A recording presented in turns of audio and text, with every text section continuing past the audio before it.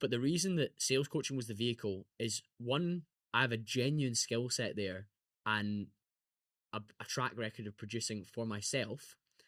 But two, my communication skills, which I've developed over the last 4 or 5 years, allow me to label different concepts and frameworks that I use and teach on to others to ensure that they don't become the Aldi or the BTEC version of me, but they become the 2.0 version themselves. So you use my 3 Ys outbound sequence now. And which, by the way, I'm going to also say on this podcast that I probably wasn't comfortable at first with the way that we were talking about constructing a message and the follow-up process, because it wasn't something that came naturally to me, but it's been effective. And I think this is the key point that we should dive into as well, because I think we'll cover some of the methods, but for me, it was about pushing myself outside my comfort zone and doing something that I certainly wasn't. When you sent that first message to me and I said, look, I want to reach out to this particular person. I know they've gone through an exit. How do I do this? And your message got the response. And I'm not too sure that mine would have done, because it would have been too polite, too nice. I think that comes from the experience of me doing outbound for sales, but also for growing the podcast, interestingly enough.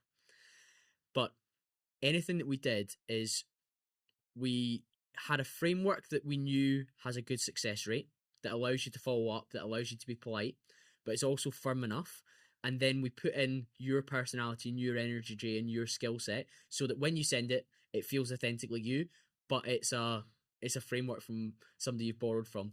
But then that for me has been really helpful. That strand of having frameworks that I know can work, but then letting somebody put their own personal spin on it over and over and over again. So that second part was really important. So my skill set in sales, the ability to coach and actually teach things is really important. The mark of a charlatan is somebody that makes something simple sound complicated. The mark of an expert is somebody that makes something complicated sound simple, or at least actionable. And I think sales falls into that bracket. And the third, which makes it a fiscally viable business, is that it's valuable. Because if you start closing more clients, Jay, you're not going to grumble about the fee you pay me. In the same way, when I go into a business, recently, last month, we were in a business of kitchen designers that do luxury bespoke German kitchens.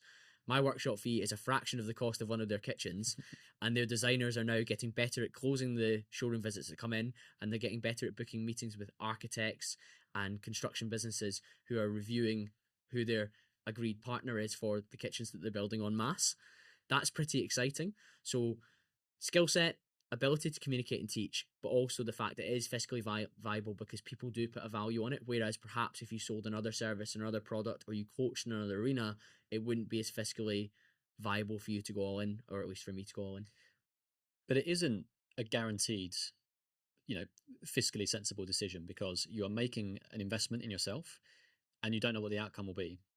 But you have to trust the process. You also have to trust, I guess for you, it's the background that you've created.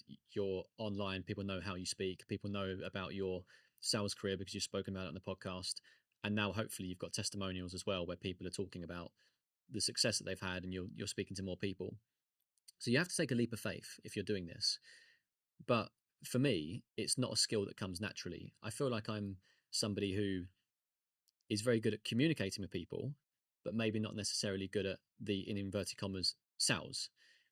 But what you're doing is you're helping people to essentially gain the confidence to actually to do it in a non-salesy way. Our first module was on sales mindset, wasn't it? And that was really just reframing that you have a real value to bring. And a phrase that I like is, if not you, then who?